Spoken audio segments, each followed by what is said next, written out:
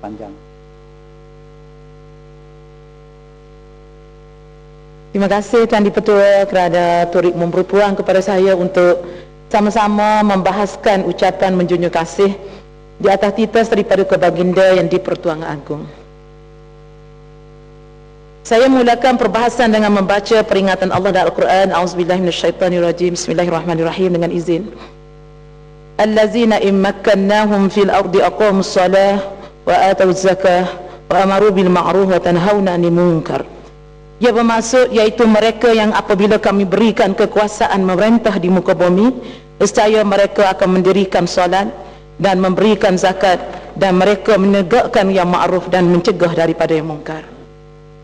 Dan Dipertua, ini merupakan satu peringatan daripada Allah bahawa kepimpinan adalah satu amanah yang akan dipersoalkan oleh Allah Subhanahu Wa Taala di akhirat.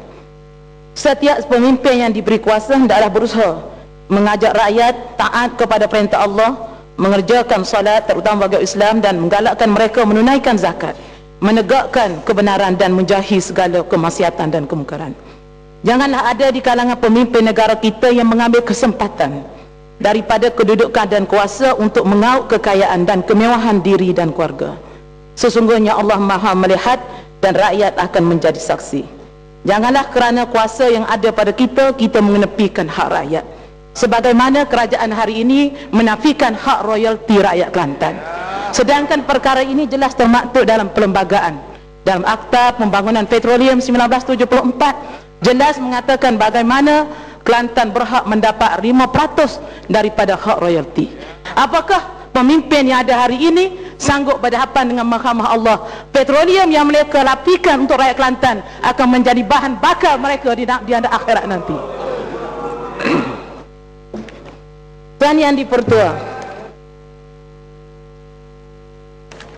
kita melihat bagaimana dalam ucapan dulu Yang Maha Mulia Tuanku amat prihatin terhadap masalah kebajikan dan kepentingan kaum wanita.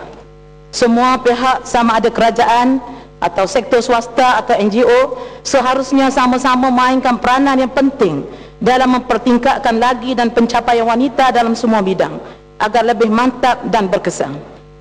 Dan seharusnya wanita diberi peranan yang cukup penting untuk memberi sumbangan yang baik untuk negara.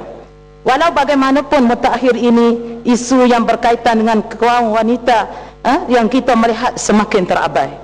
Kita melihat dari sudut ekonomi bagaimana lebih daripada 60% rakyat yang miskin di negara kita adalah terdiri daripada kaum wanita. Wanita Malaysia masih tercorot ketinggalan dari sudut ekonomi dan sebagainya. Walaupun kenyataan yang dinyatakan oleh QPEX yang menyatakan kebimbangan terhadap penguasaan wanita dalam perkhidmatan awam yang semakin meningkat, ini adalah satu ucapan yang amat memalukan. Seharusnya wanita diberi peluang dan ruang yang sama untuk membangunkan negara. Dan kita melihat bagaimana 3/4 daripada penjawat awam yang ada dalam negara kita adalah terdiri pada wanita. Dan mengikut kenyataan dalam parlimen baru-baru ini bagaimana nisbah guru wanita dan guru lelaki di Malaysia 70 nisbah 30. Ini membuktikan bagaimana wanita mampu bersaing untuk bersama-sama membangunkan negara ini. Oleh itu saya mengharapkan satu pembelaan yang serius daripada kerajaan untuk membantu ataupun menyelesaikan isu-isu yang berkaitan dengan wanita. Isu yang amat memalukan negara kita akhir ini ialah isu yang berkaitan merebaknya gejala sosial yang sangat parah, iaitu bagaimana bertambahnya anak luar nikah dan kes pembuangan bayi yang berlaku dalam Malaysia. Ini adalah satu perkara yang amat memalukan dan amat memanjakan. Bagaimana daripada kenyataan menteri jawapan dalam Dewan Rakyat ini, daripada tahun 2000 hingga tahun 2008 jumlah sijil kelahiran anak luar nikah yang dikeluarkan oleh Jabatan Pendaftaran Negara berjumlah 250,411 orang. Dan kita lihat bagaimana pada tahun 2009 sahaja bagaimana dimaklumkan berjumlah 17,303 orang anak luar nikah yang didaftarkan di Malaysia. Saya ingin penjelasan daripada pihak kementerian, terutamanya Kementerian Wanita, Pembangunan Keluarga dan Masyarakat. Apakah penyelesaian yang telah dibuat oleh kerajaan yang ada pada hari ini? Seharusnya isu yang ada di depan kita ini kita selesaikan di peringkat akar umbi. Kita tidak mahu hanya menyelesaikan masalah ini seolah-olah menyapu sampah di bawah kapet. Tidak ada suara seorang pun daripada menteri ataupun mana-mana pemimpin UMNO dan Barisan Nasional yang menyuarakan hasrat untuk menyelesaikan isu yang ada di depan ini, penyelesaian secara Islam. Sedangkan mereka mendakwa mereka mempertahankan kalimah Allah. Apakah hanya cukup dengan mempertahankan kalimah Allah sedangkan hak-hak Allah, hak Islam tidak ditegakkan di Malaysia? Kita lihat bagaimana perkara ini amat memalukan negara kita. Begitu juga kita lihat kes yang melibatkan pembuangan bayi yang amat kejam, yang kita rasa lebih kejam daripada apa yang berlaku di zaman jahiliah. Ini membuktikan kegagalan kerajaan yang memerintah hari ini di bawah kerajaan UMNO dan Barisan Nasional, walaupun lebih 50 tahun gagal melaksanakan undang-undang dan mendidik rakyat ke arah yang lebih baik. Walaupun kita mendakwa, kita membuat pelbagai-bagai program untuk menyelesaikan masalah rakyat. Kita lihat bagaimana program-program pembaikian akhlak seperti program Rakan Muda, projek PLKN lebih berorientasikan bisnes perniagaan, bukan ke arah penyelesaian isu yang ada. Dan saya mengharapkan perkara ini diambil perhatian yang serius oleh kerajaan. Kita amat sedih apabila kita dapat maklumat purata buang bayi yang ada dalam negara kita sangat-sangat menyayat hati. Bagaimana daripada tahun 2004 hingga tahun 2008 lebih daripada 228 kes bayi yang dilemparkan ataupun dibuang. Ada yang dibuang dalam tong sampah, ada yang dibuang di dalam longkang. Dan bagaimana pada Julai tahun 2008 satu kes di pertemuan yang ditemui di sebuah IPT di sebuah IPT dan negara kita, bagaimana satu mayat yang telah reput bersama bayi di dalam asrama di sebuah IPT. Ini adalah satu perkara yang amat menyayat hati. Seharusnya satu tindakan yang serius yang menyeluruh perlu diambil oleh kerajaan, dan sudah sampai masanya penyelesaian secara Islam dipertimbangkan. Sebab kita memerlukan undang-undang yang bukan sahaja yang boleh menyelesaikan masalah, tapi boleh menggerunkan masalah-masalah ini dan boleh menyelamatkan mereka daripada dosa ketika berdepan dengan Allah Subhanahu wa taala di akhirat. Belum jelas, Yang Muhammad.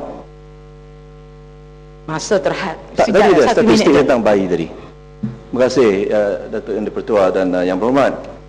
Tadi saya mendengar Yang Berhormat mengatakan bahawa kerajaan gagal apabila berlaku permasalahan sosial ini. Saya ingin bertanya kepada Yang Berhormat, di Kelantan ni bagaimana? Bayi dibakar dalam tong sampah. Saya melihat dalam internet, juvenile crime goes up in Kelantan dengan izin. Apakah itu bukan juga kegagalan kerajaan negeri Kelantan? Jadi pada pendapat saya Yang Berhormat, kalaupun kita mempunyai masalah sosial, kita tangani bersama. Tidak perlulah menunding jari kepada kerajaan. Kalau kita benar-benar ikhlas, mari kita sama-sama duduk bersama dengan Kementerian Wanita dan sebagainya dan selesaikan masalah ini. Cukup. Okay, terima kasih. Terima kasih di atas persoalan Yang Berhormat. Saya ingin jelaskan bahawa kerajaan yang memerintah dalam negara ini adalah Kerajaan Barisan Nasional. Dialah yang mengawal Kementerian Pendidikan, dialah mengawal Kementerian Penerangan, dialah yang mempunyai peruntukan. Kami semua tidak ada satu sen peruntukan walaupun kami sebagai ahli parlimen. Siapa yang bertanggungjawab mendidik belia yang ada ini? Pelajar-pelajar yang lahir daripada hari ini adalah pelajar yang dididik bawah sistem pendidikan sekular yang dipelopori oleh kerajaan UMNO dan Barisan Nasional. Kita dapat melihat daripada penjelasan yang dibuat oleh Pasir Salak tadi, bagaimana kajian dibuat betapa ramai pelajar yang tak tahu membaca Al-Quran. Ini sebenarnya angkara siapa? Angkara UMNO dan Barisan Nasional. Kami telah mencuba untuk melaksanakan yang terbaik apabila kita menunaskan kanun jenayah syariah yang kedua untuk melaksanakan undang-undang Islam, tetapi kerajaan UMNO lah yang memberi amaran kepada Kelantan, jangan laksanakan hukum ini kalau tidak diambil ambil tindakan. Dan juga minta maaf, dan juga bagaimana ada suara-suara yang menghina. Bagaimana kalau dilaksanakan hukum Islam di Kelantan, nak makan sup Kelantan, pergilah ke Kelantan. Kalau nak buat sanakan hukum sebat ini, tidak ada anak batu nak buat jalan raya di Kelantan. Inilah penghinaan suara-suara daripada orang-orang yang tidak bertanggungjawab, dan sebahagiannya mereka adalah penyokong-penyokong UMNO. Jadi kita mengharapkan supaya kerajaan menilai balik. Menilai balik kuasa ada di tangan kamu. Kenapa kamu tidak pergunakan kuasa? Kami hanya mempunyai kuasa yang amat terhad sebagai sebuah kerajaan negeri. Dan kita melihat